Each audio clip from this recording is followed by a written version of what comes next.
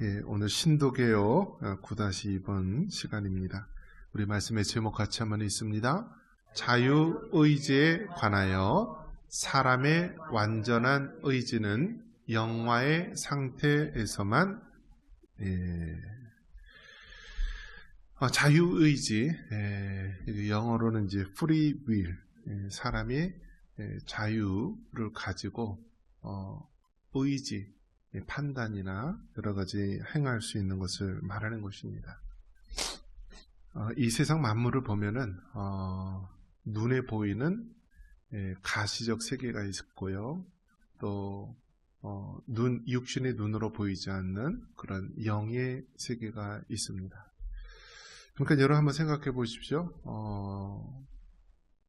이 세상에는요, 우리 육의 눈으로 볼 수 있는 육의 세계, 또 눈에 보이지 않지만, 육의 눈으로 보이지 않지만 보이지 않는 영의 세계가 있다는 것, 얼마나 신비롭고 또 대단한 일입니까? 과거에 오늘날처럼 이 과학이나 의학이 발달되지 않았을 때는 사람들이 가장 무서워했던 것이 무엇이냐면 전염병이었습니다. 전염병. 지금은 여러분 우리가 2020년도에도 코로나 전염병을 겪으면서 바이러스에 대해서 우리가 알게 되었잖아요. 눈에 보이지 않지만, 육신의 눈으로 보이지 않지만 이 바이러스를 통하여서 이 전염병이 사람에게 전달이 되고 또 병에 걸린다라는 것을 우리가 알게 되지 않았습니까?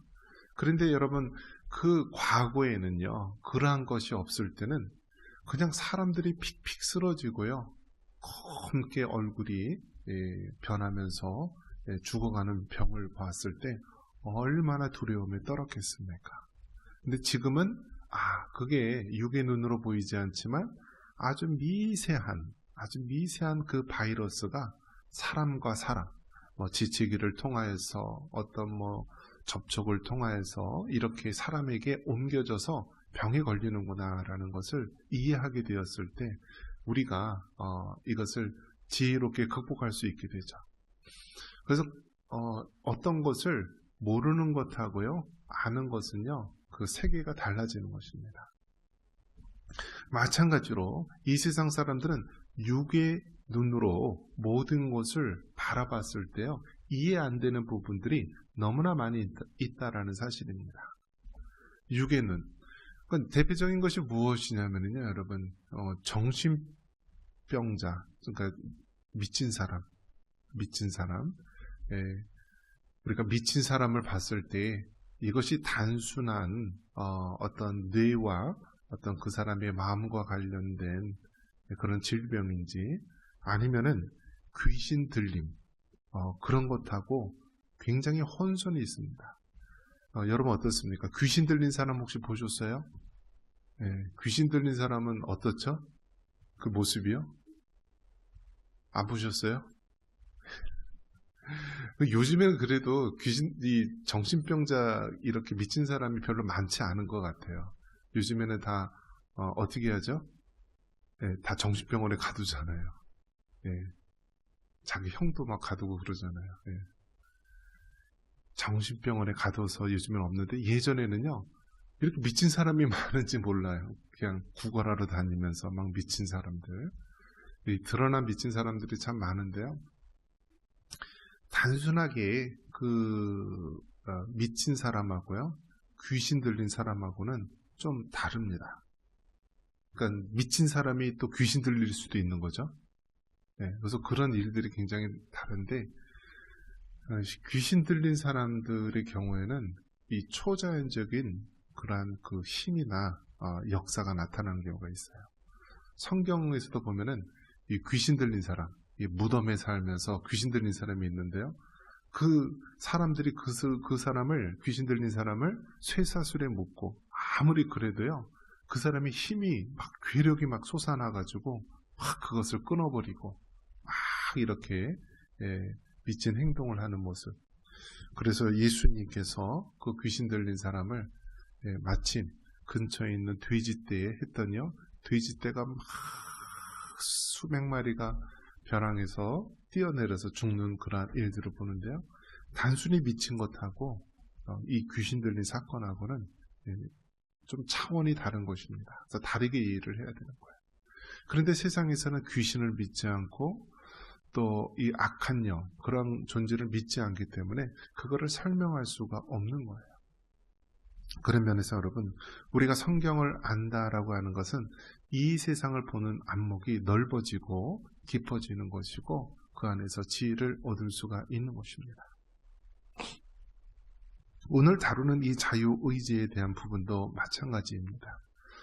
여러분, 세상 사람들, 특히 이 교육학이나 심리학이나 어떤 인본주의적인 그 학문에서는요, 사람은 선한 존재이고 사람은 모든 것을 할 수 있다라고 하는 긍정적인 그러한 마인드를 가지고 있습니다. 하지만 이 성경적으로 바라보는 사람의 모습은요, 죄성을 가진 그러한 연약한 자라는 그러한 상태로 바라봅니다. 그러니까 전제 자체가 같아요, 달라요? 다른 것이죠. 세상 사람들은 마치 사람을 태어나면은요, 흰 백자와 같이 아주 맑고 깨끗한 그런 상태로 본다면 성경적인 인간론에 대해서는 태어나면서 원죄를 가지고 태어나고 있고 또 살면서 자범죄로 더럽혀져 있는 그러한 존재로 죄성을 가진 연약한 자로 보는 것입니다. 그래서 이 출발 자체에서부터가 다르기 때문에요. 세상적인 교육, 세상적인 방식으로는 사람은 알아서 놔두면 잘 될 것이다 라고 보는 거예요. 아들이 학생들이 자녀들이 막 난리를 피고 말을 안 듣고 해도 그냥 가만 놔두면은 저절로 잘 될 것이다 라고 보는 것입니다. 하지만 성경적인 인간론으로 보면 어떤가요? 가만히 놔두면 더 잘못된다. 왜요? 죄성을 가지고 있는 인간이기 때문에 죄에 대해서 이것은 잘못됐다고 계속 우리가 이야기를 해줘야 되고 때로는 그에 따른 징계나 체벌도 필요하다라는 것이 성경적인 그런 인간론의 모습입니다. 그렇기 때문에 세상에서는 사람의 이 자유의지를 가지고 얼마든지 자기 자신을 조절할 수 있고 선을 행할 수가 있고 또 얼마든지 많은 좋은 일을 할 수 있다고 봅니다.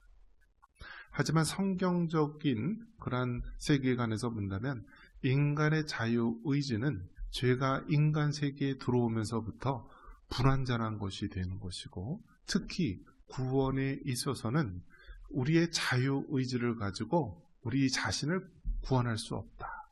그래서 전적인 타락을 이야기하고 있습니다. 전적인 부패를 이야기하고 있는 거예요. 여러분, 죽은 사람에게 이렇게 이야기하면 어떨까요? 죽은 사람에게 눈을 조금만 깜빡거려 보세요. 눈을 한번 이렇게 움직여 보세요. 그러면 내가 살려주겠습니다. 그러니까 죽은 사람한테는 여러분 눈 하나 깜빡일 수가 있습니까? 손가락 하나 까딱할 수 있습니까? 죽은 거는요 말 그대로 완전히 모든 기능을 상실하고 심장과 호흡과 모든 것들이 멈춰진 상태, 그것을 우리가 죽음의 상태라고 말하지 않습니까? 죽은 사람한테 그 사람한테 조금만 눈을 깜빡인다든지 손끝을 움직이든지 그렇게 해보라 그래도 할 수 없는 것이죠. 마찬가지로 구원에 있어서는 우리가 조금도 개입할 여지가 없고 할 수가 없다라는 거예요. 왜냐? 인간의 전적인 부패 때문에 할 수가 없다라고 보는 것입니다. 하지만 또 어떤 다른 주장하는 사람들은 인간의 자유의지가 그래도 조금은 선하게 남아있지 않았을까? 인간이 원죄로 말미암아 죄를 범하게 되었을지라도 그래도 조금은 그 자유의지가 조금은 남아있어서 우리 구원에 조그만 선한 영향력을 끼치지 않을까라고 봅니다. 근데 우리 개혁주의 입장에서는 성경적으로 구원에 있어서는 우리 인간은 전적으로 부패했기 때문에 구원에 있어서는 우리가 조금 더 인간의 자유의지와 인간의 힘으로는 할 수 없다라는 것이 우리의 입장이기도 합니다. 그래서 오늘 제목처럼 무엇이라고 얘기합니까? 사람의 완전한 의지는 어느 상태에서만 가능합니까? 영화의 상태에서만 가능하다. 영화의 상태. 그러니까 구원의 순서, 구원의 여정이라는 그러한 말이 있는데요. 한번 따라해 보겠습니다. 중, 회, 신, 칭, 수, 성, 견, 영.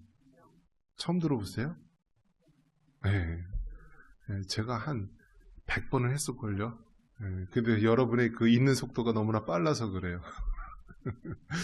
이것이 이제 사람의 구원의 이 여정이라고 이야기하는 거예요. 구원의 순서. 처음에는 소명, 하나님이 우리를 부르시는 거예요. 우리의 자녀로. 그래서 성경에 보면, 에베소서에 보면 창세전에 내가 너희를 택하였다라고 이야기하죠. 그러니까 하나님께서 우리를 부르시는 것, 이것이 소명. 그 다음에 중생은 거듭나는 것, born again, 다시 태어나는 거예요. 그래서 우리가 예수님을 구주로 믿고 다시 새로운 사람으로 태어나는 것을 중생이라고 합니다. 중생. 그래서 다시 거듭날 생. 그래서 중생이라고 하는 거예요. 그래서 하나님께서 우리를 부르시는 소명, 그 다음에 중생, 그 다음에 회개가 있어요. 소중, 회. 회는 회개하는 걸 얘기하는 거예요. 하나님께서 이제 우리가 죄인이라는 것을 깨닫고 회개하게 하는 거예요. 그러니까 여러분, 우리가 하나님 앞에 회개한다는 것은요, 굉장한 하나님의 은혜인 거예요. 왜죠? 세상 사람들은 서로 자신이 죄인이 아니라고 어떻게 하나요? 부인하고 변호사를 사서 끝내 죄인이 아니라고 얘기하지만, 예수님 믿으면 어떻죠? 우리가 스스로 죄인이라고 고백하잖아요. 얼마나 놀라운 일입니까? 그래서 하나님 우리를 부르시는 소명, 그 다음에 중생, 그 다음에 회개하는 단계, 그 다음에 신앙이에요. 신앙을 다른 말로는 믿음이라고 하는 거예요. 믿음의 단계. 그래서 우리가 예수님이 믿어진다는 것, 하나님이 믿어진다는 것, 성령님이 믿어진다는 것은요, 정말 놀라운 사건이에요. 그래서 이 신앙의 단계, 믿음의 단계가 있는 거예요. 그래서 중, 회, 신. 그래서 이 단계가 한꺼번에 쑥 이루어질 수 있는 거예요. 그러니까 여기서 말하는 이 구원의 이 순서는요, 이 어떤 일정한 시간 관계가 아니라 논리적인 시간의 순서이기 때문에 이것이 일시에 쫙 이루어질 수 있는 거예요. 소명과 중생과 회개를 하면서 신앙, 믿음이 생기는 거예요. 그러면서 그 다음 단계가 뭐냐면 칭이에요. 한번 따라해보겠습니다. 칭은 뭐냐면 칭의를 얘기하는 거예요. 칭의. 우리를 의롭게 여기신다라는 거예요. 칭의. 그래서 그 전에 우리 신분이 죄인이었는데 하나님께서 이제는 우리를 의롭게 여기신다. 의인의 상태로 되는 거예요. 그래서 칭의 단계가 있는 거예요. 그다음에 소중, 회신, 칭한 다음에 그 다음 단계가 수예요. 수는 수양, 그러니까 양자를 삼는다라는 거예요. 수양. 그러니까 우리가 하나님의 자녀로 양자로 된다라는 거예요. 우리를 의롭게 여기시고 양자로 만드신다. 그래서 소, 중, 회, 신, 수. 그 다음에 단계가 성이에요. 성화의 단계, 성화. 따라해 보겠습니다. 성화. 그래서 성화는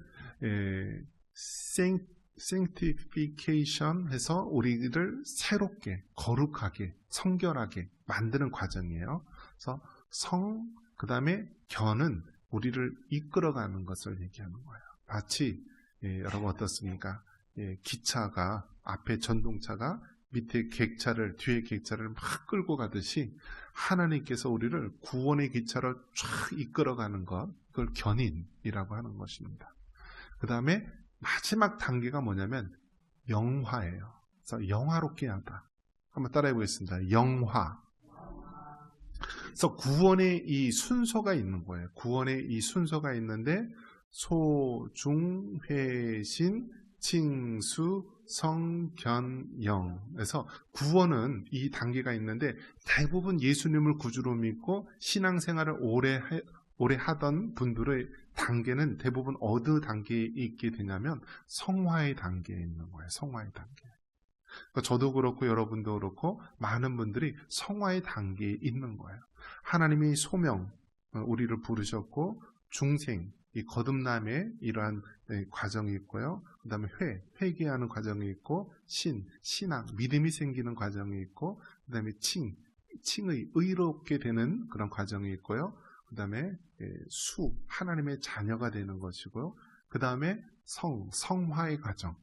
대부분의 많은 사람들이 어느 과정에 있어요? 이 성화의 과정이 있는 거예요. 그러면 그래서 계속 우리가 천국 갈 때까지 이끌어가서 이 우리의 성화가 완성되는 단계가 어디냐? 영화예요. 그 영화는 언제 이루어져요? 여러분이 천국에 갈 때, 그러니까 죽을 때 이루어지는 거예요. 그러니까 그 죽을 때까지 우리는 어떤 과정을 계속 밟고 있는 거예요? 성화의 과정을 밟고 있는 거예요. 죽을 때까지. 오늘 이 말씀의 제목처럼 이 사람의 완전한 의지는 언제 우리가 이루어지느냐? 영화의 상태, 즉 구원의 여정에 있어서 가장 마지막 단계, 성화가 완성되는 단계에 우리의 의지가 온전해질 수 있다는 거예요. 이 말인즉슨 우리가 이 땅에 사는 동안에는 우리는 계속 불완전한 존재이기 때문에 하나님의 성령의 도우심 속에서 계속 우리가 거룩해지는 단계를 밟다가 우리의 의지가 온전해지는 단계는 바로 성화에 완성되는 영화의 단계에 이를 때, 즉 우리의 천국에 가게 될 때 온전하게 이루어진다라는 사실입니다. 그렇기 때문에 여러분, 우리가 신앙생활을 할 때 어떻게 됩니까? 겸손해야 됩니다. 한번 따라해 보겠습니다. 겸손해야 된다. 겸손해야 된다.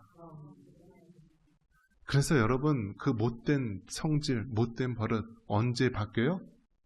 죽을 때 바뀌는 거예요. 죽을 때 바뀌어요. 베드로 보세요, 여러분. 부활하신 예수님 보니까 어떻게 해요? 그냥 풍덩 뛰어들잖아요. 풍덩 뛰어들어서 막 헤엄쳐서 막 하잖아요. 죽을 때도 어떻게 해요? 나는 그냥 예수님처럼 그냥 못 죽는다. 거꾸로 십자가에 달려서 죽는다. 그 성질이 바뀌어요? 안 바뀌어요? 안 바뀌잖아요. 단지 우리가 다듬어지고 그렇게 아름다운 모습으로 우리가 변화되는 것이지 우리의 근본 자체가 바뀌는 것 쉽지가 않아요. 그래서 우리의 성화는, 우리의 자유의지가 온전하게 되는 것은 바로 영화의 상태, 주님 앞에 가는 그 순간까지 계속해서 이루어지는 거예요. 계속해서. 제가 이제 그 신앙 위대한 인물들, 그런 분들 이렇게 조사를 해보면은요, 마지막 순간에 헛소리를 한 사람들이 그렇게 많아요. 한번 따라해 보겠습니다. 마지막 순간에 헛소리 하지 말자. 그러니까 평생을 하나님 말씀 믿고 복음을 전하고 그랬던 사람들이요, 마지막 순간에 이단성 있는 그런 발언을 하고요, 가족들의 죽음이나 사랑하는 사람들의 죽음을 보면서요, 배도하는 일도 있고 잘못되는 경우가 많이 있어요. 그렇기 때문에 정말 끝까지 우리는 겸손하게 하나님을 섬겨야 되고요, 우리가 이 땅에 있는 동안에는 우리의 자유의지가 불완전함을 깨닫고요, 계속해서 성화의 과정을 밟아 나가야 되는 것입니다.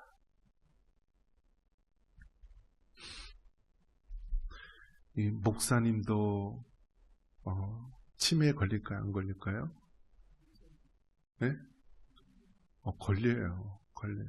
그럼 이제 요양원이라든지 그런 데 가면은 저분이 목사님이세요. 저분이 누구세요? 막 이렇게 얘기를 해요. 저분이 장로님이세요. 얘기를 해요. 근데 욕을 얼마나 잘하는지 몰라요. 평상시에 어떻게 지내는지 진짜 궁금해요.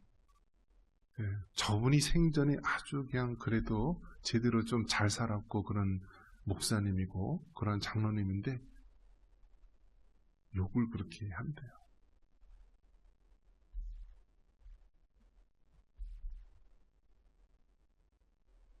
한경진 목사님도 100세 가까이, 한국 나이로 100세까지 사셨는데요. 예, 하여튼 그 마지막 순간에는 그 권사님들 보고 2년 전년 했다는 그런 썰도 있어요. 그래서 저도 직접 듣지는 않아서 그건 잘 모르겠는데 그분은 성자라는 별명을 가지고 있는 분이거든요. 그런 여러분 어떻습니까? 우리의 자유의지가 온전해요? 그렇지 않은 거예요. 죽는 그 순간까지 우리가 하나님 앞에서 정신줄 놓지 말고 바로 섬겨야 되는 거예요. 우리가 이제 치매라고 하는 병이 가장 많은 게 한 70% 정도가 알츠하이머 병이에요. 그리고 한 20% 이상이 이제 파킨슨병, 나머지는 기타가 되는 것이고요. 그러니까 이제 예전에는 이제 그 치매라고 그냥 뭉뚱그려서 노망이 걸렸다. 벽에 똥칠할 이런 그런 행동을 하잖아요. 이상한 행동. 그게 다 왜 그러냐면 뇌가 늙어가는 과정이고요. 쉽게 말해서 미친 행동을 하는 거예요. 그런데 그거를 이제 요즘에는 좀 더 과학적으로 분석을 해보니까 뇌 관련 질환, 뇌에 관련된 그런 호르몬이나 여러 가지 질환 때문에 그렇다. 그래서 이 치매의 대부분이 알츠하이머 병이고 또 파킨슨병 이렇게 여러 가지로 분해해서 나누는데요. 요양원에서 그런 분들 참 많이 봅니다. 그러면 제가 이제 드리는 말씀이 뭐냐면 끝까지 예수님 믿음 놓지 말고 꼭 붙잡으세요. 여러분 미쳐도요 빨리 돌아와야 되는 거예요. 미친 사람이 여러분 뭐가 미쳤다 그러는지 알아요? 현실하고 이 상상의 세계하고요. 이게 가서 못 오는 게 미치는 거예요. 그것을 정신분열증 혹은 요즘에는 조현병이라고 하는 것입니다. 그래서 사람이 미쳐서 이렇게 갔다가요. 못 오는 경우가 많이 있어요. 그런데 아무리 현실과 환상이 구분이 안 되는 상태라 할지라도 예수님 믿는 사람은 끝까지 예수님을 향한 믿음 놓지 말고요. 우리가 하나님 앞에 기도하면서 나아가야 되는 거예요. 우리의 의지, 자유의지는 불완전한 것이기 때문에 온전해질 수가 없어요. 그렇기 때문에 끝까지 우리가 마지막 순간 치매에 걸리고 정신이 온전치 못한 상황이라 할지라도 하나님 앞에 기도하고 매달리면서 끝까지 우리가 하나님, 우리의 구원이 흔들리지 않고 천국 갈 수 있는 믿음을 주시옵소서라면서 우리의 의지를 하나님 성령의 손길에 맡기면서 나아가야 될 줄 믿습니다. 이러한 은혜가 있기를 주님의 이름으로 축원합니다.